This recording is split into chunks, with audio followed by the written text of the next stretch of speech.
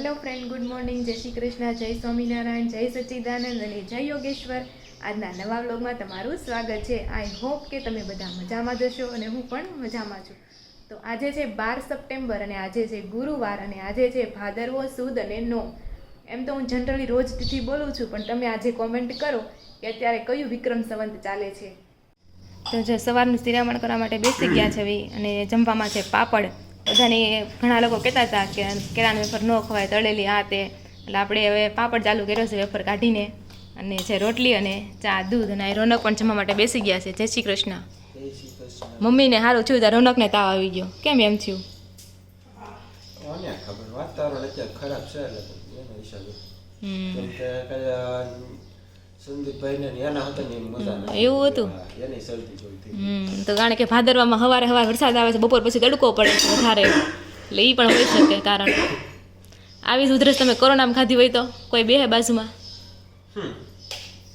નજર એકી બાત થઈ. તો ચાલો જમી લઈએ. તો જો અત્યારે છે ને 8:45 થઈ ગયા છે અને શેરીના ગણપતિ છે ત્યાં આરતી કરવા જવાની છે. એના માટે આપણે જો આરતીની થાળી પણ રેડી કરી રાખી છે. આપણે સિમ્પલ ડેકોરેટ કરી નાખી છે. કંકુથી ફરતે લાઈન વચ્ચે સાચો કરી દીધો છે. થોડાક ચોખા વેરી દીધા છે. હવે એમાં કંકાવટી અને ચોખા, દીવો, પાણીનો ગ્લાસ અને બાકર. તો આપણી થાળી રેડાય છે. તો ચાલો આપણે આરતી કરી આવીએ ભગવાનની.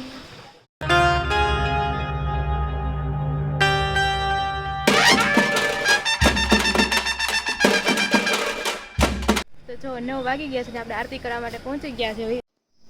તો આ છે અમારા આનંદ વાટિકાના ગણપતિનો મંડપ અને ડેકોરેશન બધું મસ્ત કર્યું છે. ને બધા લોકો જો આરતી માટે આવી ગયા છે, પોતપોતાની આરતીની થાળી છે ને સ્ટેજ ઉપર બધા મૂકી દેશે. અને તો કોમેન્ટ કરો અમારા આનંદ વાટિકાના ગણપતિ તમને કેવા લાગ્યા. જો બધાની આરતી બધાએ પ્રગટાવી દીધી છે, બધાની થાળી મૂકી દીધી છે.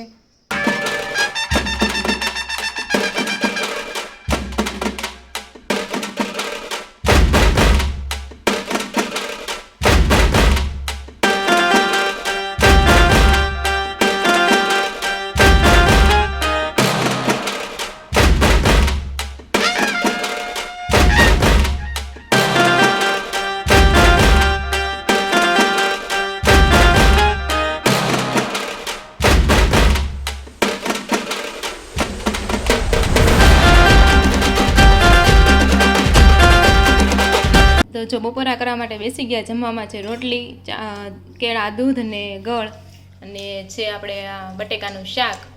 કેમ વહેલા હોય આવ્યા? ઓફિસે મને ગમતું નહોતું. હું તો ગમતું ઓફિસે. યાદ આવી ઓ એવું છે એમ ને? તાવ આવે છે એટલે તાવ, શરદી, માથું, ટાઈટ બધું ભેગું છું.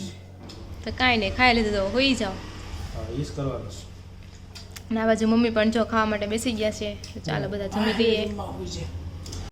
તો જો અત્યારે છે ને 5 વાગી ગયા છે અને અહીંયા જો મિસ્ટર એકદમ સૂતા છે અત્યારે. હજી કેમ નથી સારું થયું તમને? તાવ સારો થઈ ગયો? પણ અત્યારે વાહ જેવા છે કે નહીં એટલે. અને જો હું નીચે હતી ને, રોનક ઉપર હુવા વહી આવ્યા હતા. મમ્મી શું કહે કે જોઈ કે રોનક કે લાલ કલરનું જ ગોદડું કાઢ્યું છે એમ, કે એનું તો અંતરમાં ગોદડું વાલું છે એમ. અને આપણે ક્યારેક રોનક એમ કહેતા હોય ને કે મને મારા પિયરમાં મને આ વસ્તુ વધારે ગમતી, એના વગર ન આમ ને તેમ ને એમ, તો એમ કે એમાં હું એમ ને પોતે જો ગોદડું નથી મૂકી શકતા ને ગોદડા વગર નથી હાલતું. અને આપણને બસ એડવાઇસ આપે કે એમાં હું ન્યા નીંદર આવી જ જાય ને, ન્યા હું હોય અહીંયા હું હોય એમ.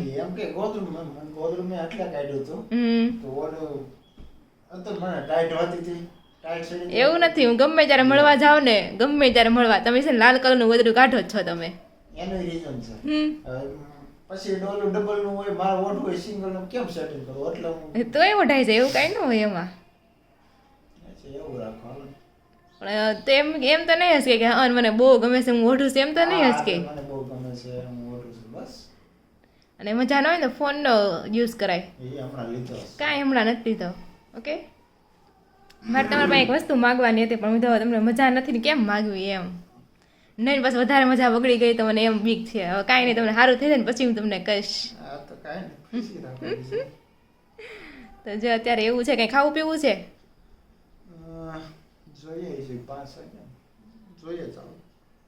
જો અત્યારે છે ને 5 સવા 5 થઈ ગયા છે અને રોનકને ખાવી હતી ભેળ, તો એના માટે આપણે કાંદા કટિંગ કરી દીધા છે અહીંયા. બાકીનું એ રીતે નાખશે અને આપણે અહીંયાથી ડોડો ખાવાનું મન થયું છે તો ડોડો શેકી નાખીએ આપણે. કોના કોના મકાઈના ડોડા ફેવરિટ છે તમે કોમેન્ટ કરજો. મને તો મકાઈની બધી વસ્તુ ભાવે, મકાઈનો ચેવડો, મકાઈનું શાક અને આ મકાઈ હોય ને ભાવે મને. અને હા, અમેરિકન હોય ને એ થોડીક દેશીમાં છે ને થોડા કઠણ જેવા લાગે એટલે એ બહુ ન ભાવે, બાકી આ મકાઈ તો બહુ જ ભાવે મને.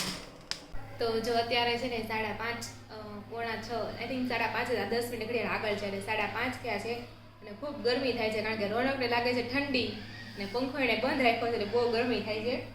અને આપણે તો ચાલો ભગવદ્ ગીતાના શ્લોક છે ને તે લઈ લઈએ કારણ કે રોનક ઘરે હોય એટલે બધું કામ મોસ્ટ ફટાફટ થઈ જાય, વિડીયો લેવાનું હોય ને એટલે, કારણ કે એ વિડીયો મસ્ત લઈ લે.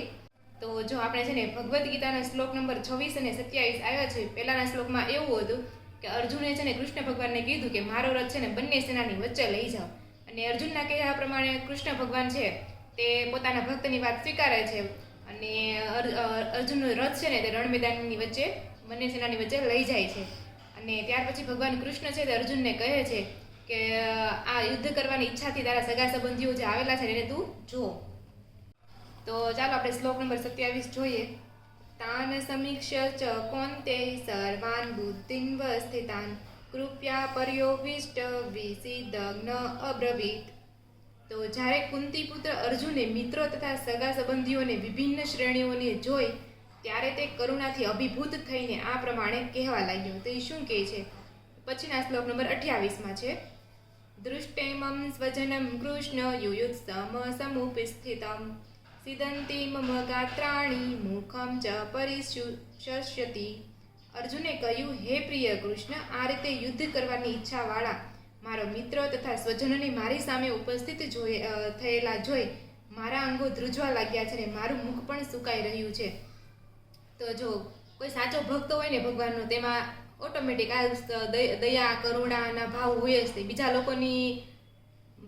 લોકોના મનુષ્યનું દુઃખ જોવે ને તો એ પોતાનું દુઃખ હોય ને એમ સમજવા લાગે એમ. આ સાચા ભક્તની એક નિશાની છે. અને અર્જુન એમ વિચારે છે કે સામી પોતાની જે સૈનિકો છે એનું તો એને દયા આવે જ છે કે મારા લીધે કે ખાલી કે આપણે રાજ ભોગવવા હાટુથી બધા સૈનિકોને પણ યુદ્ધમાં લડવું પડશે અને એના જે છોકરા હોય પત્ની હોય એ પણ વિધવા બને છે એમ. પોતાની સેનાના સૈનિકોનું તો વિચારે જ છે, પણ જે સામેની સેના છે ને વિરોધ એ સૈનિકોનું પણ તે વિચારે છે. એટલી છે ને અર્જુનમાં કરુણા છે એટલે એના છે ને પગ એને બધું ધ્રુજવા લાગે છે. અને આ છે ને સાચા ભક્તની એક નિશાની કહેવાય. મેં છે એક જગ્યાએ શું વિચાર આપ્યું હતું, જ્યારે તમે બીજા મનુષ્યનું દુઃખ તમે અનુભવો ને અને તમને એમ થાય કે હાલો મારે સેવા કરવી છે, ત્યારે તમે સાચા મનુષ્ય છો ને એમ કહેવાય, એવું હતું. અને ભગવાન આપણે જાણવું હોય કે આપણે ભગવાનની કેટલા નજીક છે, તો આ એક સારો ગુણ છે કે તમારામાં છે ને દયા કરુણા ને સારા પ્રકારનો માનવ ભાવ હોય. તો અહીં અર્જુનની સ્થિતિ એવી જ છે. પોતાના સગા સંબંધીઓ જોઈએ કે મારા સગા સંબંધી સાથે લડવાનું કેમ કે ખાલી ભૌતિક વસ્તુ હાટોથી લડવાનું એમ. અને ત્યારે તો અને આ અર્જુનને લોકો તો કેટલા મહિના વર્ષોથી તપ ને તપસ્યા કરતા હતા એમ. તો એ લોકો એમ વિચારે કે આપણે તપસ્યા કરવા મળશે, આપણે રાજ નથી ભોગવવું એમ. પણ અહીંયા છે ને કૃષ્ણ ભગવાન એને સાચું સમજાવે છે કે એવું નથી હોતું કે ધર્મ જ્યારે અધર્મનું નાશ થતો હોય ને અને બધા અધર્મ વધી જાય ને ત્યારે ધર્મ માટે આપણે છે ને સાચા પગલાં લેવા પડે છે. અહિંસા પરમ ધર્મ છે, અહિંસા ન કરવી એ પણ સાચી વાત, અહિંસા ન કરાય બરોબર છે.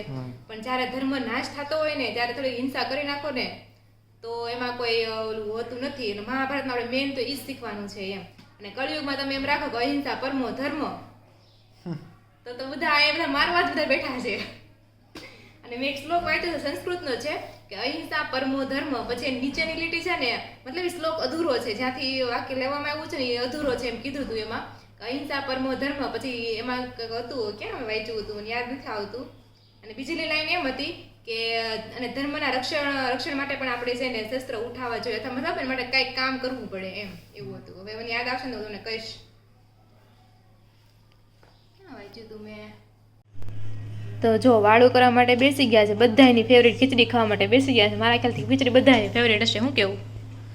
હળવો ખોરાક એમાં જે માંદા પડ્યા છે ને ત્યારે તો હાવ ફેવરેટ થઈ જતી હશે, નહીં હોય ને તો એ ફેવરેટ કરવી પડે. ડોક્ટર એમ છે ખીચડી ખાવાની. તો ચાલો આપણે શરદી જેવું ચાલો ગરમા ગરમ પીવાની. તો ચાલો આપણે ખાઈ લઈએ ખીચડી. તો શું કહેવાય, iPhone 16ની સિરીઝ આવી ગઈ છે, ખબર છે? એવું તો 10 ને 11 આવ્યું ને ક્યારનું સાંભળું છું 10 આવ્યું 11 આવ્યું 60 હવે અમુક સમય જાય એટલે 70 તો આવશે એમ તો 100 સુધી વહી જાય એવું છે તો તમને ગમે કે નહીં આઈફોન વાપરો કે નહીં નહીં તો હું વિચારી હતી તો આપણે એક આઈફોન લઈ લેવી તો આપણે છે ને વિડીયો મસ્ત ક્વોલિટીના આવે મસ્ત આવે ફીચર મસ્ત સારા છે એક સાઈડમાં છે ને બટન આપેલું છે કેમ આપણે વોલ્યુમ ઓન ઓફનું હોય એમને એક બટન હશે ડાયરેક્ટ આપણે કેમેરા ઓપન કરીએ કે આપણે લોક ખોલવાનો પછી કેમેરા ઓપન થાય એવી રીતના નહીં ડાયરેક્ટ ઓપન થઈ જાય તો લઈ લે તો લઈ લ્યો બીજું તમારે શું કેવું તો લઈ દેવો તમે એમ એટલે મારે હું નહીં લઈ દઉં તો કે છે ને લઈ લેવી તું કહેશો ને લઈ લઉં એમ તો એટલે તમારે લઈ દો તો થાય ને ભાવ પૂછો હમ મને લાગે મારો પાછો તાવ આવી જાય અંદાજે કેટલાનો આવે મને શું ખબર કેટલાનો આવતું કેમ ખબર અંદાજ જ લગાડો અત્યારે તેની સિરીઝમાં તમે જોઈ તો છે તમે કે આ સિરીઝ તો ખબર તો હોય ને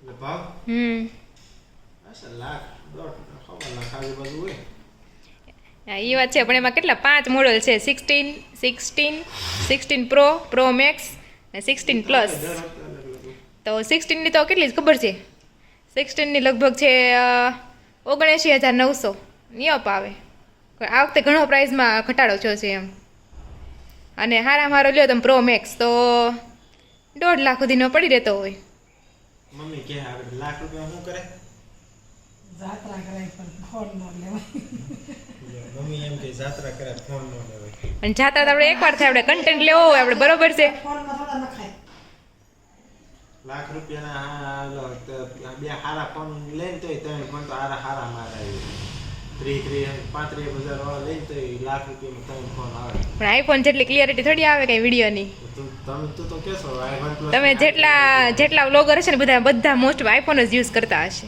તો પછી લઈ જા બીજું મારે શું કેવું તમારો લોગ તો આપણે તો જોઈ જ આપણે આઈફોન ક્યારે આવે છે તમે કોમેન્ટ કરો તમે અત્યારે કયો ફોન વાપરો છો અને તમારે આઈફોન જે 16 આવ્યો છે એ લેવાનો છે કે નહીં અને હા બસ એ કોમેન્ટ કરો તો આપણે છે ને કોમેન્ટ સેક્શન લઈ લઈ બધાની કોમેન્ટ વાંચી લઈએ ચાલો તો આપણે છે ને થોડી કોમેન્ટ લઈ લેવી તો વિથલન ગેવડિયાની કોમેન્ટ છે રાધિકાબેન તમારા વિડીયો જોવાની મજા આવે છે જય સ્વામિનારાયણ તો થેન્ક યુ પછી હંસાબેન લાઠિયા કહે છે જય શ્રી કૃષ્ણ અરુણાબેન મુંગલા કહે છે ગુડ મોર્નિંગ જય સ્વામિનારાયણ પછી વૈશાલી પટેલ કહે છે જય શ્રી કૃષ્ણ શ્રી ગણેશાય નમઃ જય યોગેશ્વર જય સ્વામિનારાયણ હર હર મહાદેવ જાજા ભગવાન લઈ લીધા પછી વિના દુધરા કહે છે જય શ્રી કૃષ્ણ પછી પ્રિયા આગેરા કહે છે ઓ આટલી પથરી પ્રિયા આગેરાની કોમેન્ટ આવી છે ઓ આટલી પથરી સોડા પીવાનું રાખો કરી નાખીએ ના આરતી કે વિસર્જન કરવાનું છે એમ દીદી તમે સાચું બોલ્યા જે વિશ માંગી હોય એ રાધાષ્ટમીના પૂરી થાય છે જોયું ને રાધાષ્ટમી દિવસે ભગવાન કૃષ્ણ જે આપણી ઈચ્છા પૂરી કરી રાધાષ્ટમીના દિવસે જરૂર પૂરી થઈ જાય પછી મિત્તલ કાછડિયા કહે છે અમારે દરરોજ રાસ હોય છે હા ઘણી જગ્યાએ રાસ હોય રોજ ગણપતિ હોય રસ આપણે શનિવાર ગણપતિમાં લે અને નવરાત્રીમાં લે આપણે શનિવાર ને રાખે રવિવાર રજા હોય બધાને પછી પાયલ કથિરિયા કહે છે જય Swaminarayan nice log thank you Payal બેન પછી ફતેમા લક્ષ્મી ધાર કહે છે હાય રાધિકા બેન અને માસી કેમ છે માડીની તબિયત હવે માડીની તબિયત સારી છે પણ માડીના છોકરાની તબિયત લથડી ગઈ છે ફતેમા લક્ષ્મી ધાર કહે છે તમારું ગામ સુરત થી કેટલું દૂર થાય કયો હવે સુરત થી કેટલું દૂર થાય 15 કિલોમીટર પછી ફતેમા લક્ષ્મી ધાર કહે છે માસી તબિયત કેમ છે તમારી એકદમ મજામાં છે હવે તો પછી કુંજન ચૌહાણ કહે છે તમે કેમ વિસર્જન કરી દીધું 11 દી રખાય ને એમ પછી અમે વિસર્જન કરી દીધું અમે શનિ રવિ રજા ને બધું આવે એટલે આપણે વિસર્જન કરી નાખ્યું 5મા દિવસે પેલા એના બેહાયરા એટલે આમે મોસ્ટ ઓફ ઘરે જે ગણપતિ બેઠા હોય ને એ ગૌરી ગણેશ માં ગણાય એટલે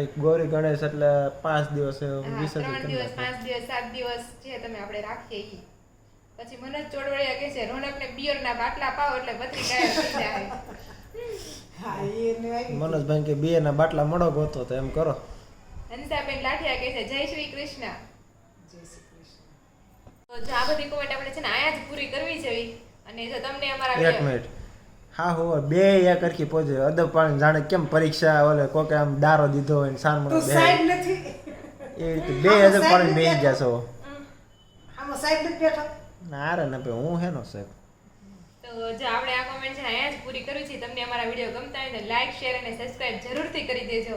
અને હા, તમારે કેવો કન્ટેન્ટ જોતો છે અને અમારા વિડીયોમાં કયો કન્ટેન્ટ તમને વધારે બોરિંગ લાગે છે, કયો કન્ટેન્ટ તમને વધારે સારો લાગે છે એ પણ સજેસ્ટ કરજો, એટલે આપણે છે ને થોડું કરેક્શન કરવામાં ખબર પડે. અને આ વિડીયો છે ને બધા વિડીયો અમારા બ્લોગના તમે તમારા ફેમિલીમાં વોટ્સએપ ગ્રુપ અને બધામાં શેર કરી દો એટલે આપણી ફેમિલી યુટ્યુબ ફેમિલી છે ને જલ્દી જલ્દી મોટી થઈ જાય. તો ફરી મળશું કાલે નવા બ્લોગ સાથે. ત્યાં સુધી જય શ્રી કૃષ્ણ અને રાધે રાધે.